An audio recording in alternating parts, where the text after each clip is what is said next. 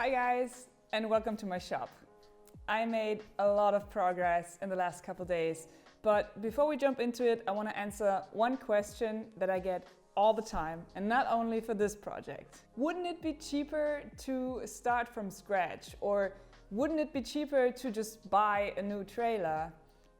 And the answer is yes, of course. It would be cheaper to just buy a flatbed trailer and then build it up from scratch and not having to deal with all the old issues and spending all this time and energy to get rid of the old damaged stuff. But that's not what I'm into. I'm not making a video about building the cheapest trailer in the most efficient way. I'm making a video about converting an old Horsebox into a camper because that's what I'm interested in. I love to repair, recycle, rebuild and repurpose. I think it's the right thing not to throw old and broken stuff away, but to try to give it a new life. Or it's very esoteric, but I like that. So when you see the trailer on the street, I want people to think, holy shit, that's a Horsebox. I could do that. So that's what I'm all about. I want to embrace the fact that this is a Horsebox. I don't want to hide it. Anyways, now let's jump into the progress I made this week. Every project starts with commitment. And in this case, it was committing by destroying it.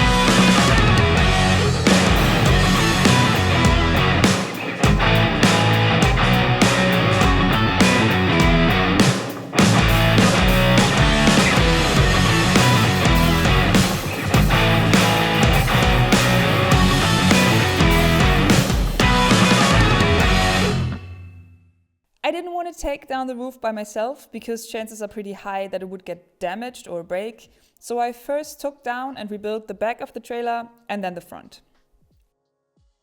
For the wooden frame on the ground, I used waterproof plywood just to be super safe.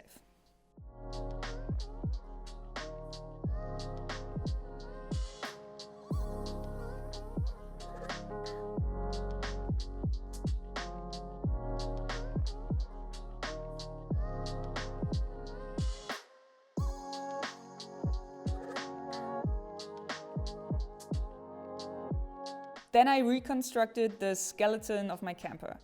When you build a frame, you need to consider two things: the thickness of your insulation and the installation depth of your windows and doors, of course. In my case, I settled on 3 centimeters.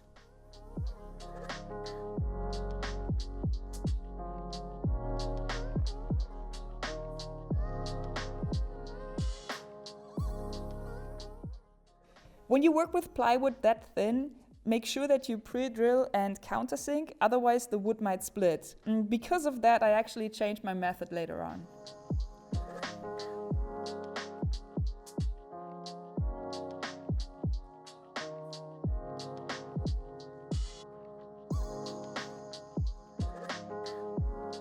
And of course, I also had to think about where I want my windows and doors when I planned the frame.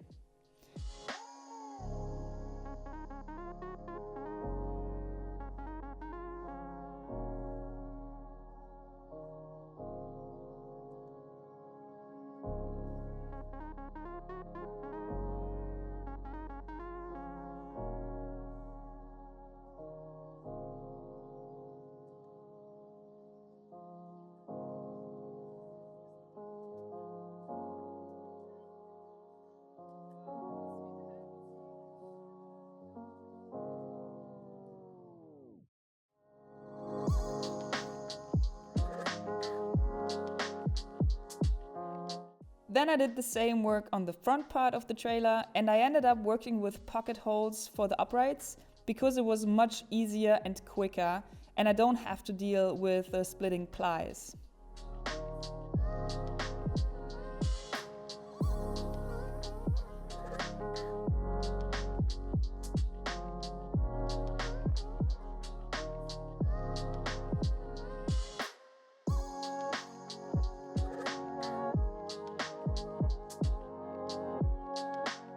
I added a bunch of sealing adhesive to be sure there won't be any problems with water damage. Once the uprights were screwed into place, I glued another piece of wood to them just to make sure that I have the wall depth of 3 centimeters all around the camper.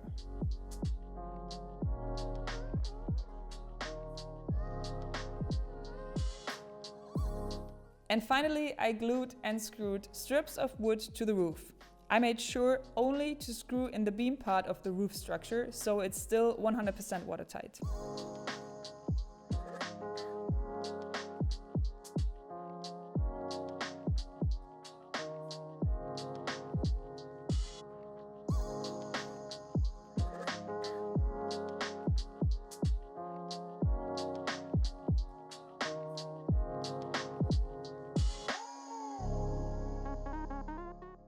I hope you guys are enjoying this mini-series as much as I do. I want to thank you all for watching, and I will see you next week with a new video.